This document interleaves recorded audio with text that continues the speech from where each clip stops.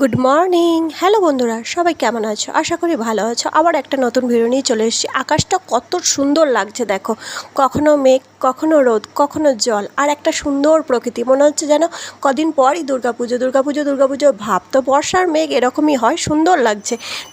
ঠাকুর পুজোর ফুল তুলে নিয়ে চলে এলাম ঠাকুর ঘরে পুজো দিতে। তো কদিন তো মায়ের কাছে আসতে পারিনি, কারণ অমাবাস্যা চলছিল। কালকে রাতে অমাবাস্যা ছেড়ে গেছে। ছেড়ে যাওয়ার পর আজকে মাকে চান করানো হলো। চান করানোর পর আমাদের পুরোহিত এসে ঠাকুরকে কাপড়টা পরাতে চেষ্টা করছিল, কিন্তু পারেনি। মায়ের শাড়িটা আমিই পরিয়ে দিলাম, কারণ মায়ের শাড়ি বেশিরভাগ আমিই পরাই, মাঝে মাঝে পুরোহিতও পরিয়ে দেয়। তো মায়ের হয়তো আমার হাতে পরতে ইচ্ছে হয়েছিল, তাই মা আমার হাতেই শাড়িটা পরে নিল। মা তো আমাদের মেয়ে, তো হয়তো মায়ের ইচ্ছা ছাড়া তো কিছু হতে পারে না। তো কদিনের জন্য মাকে এই শাড়িটা পরানো হলো, একদম বাচ্চা মেয়ের মতো লাগছে দেখো। তো পুজো দিয়ে চলে এলাম ঘরে এসে এখন বাজে 11টা 28।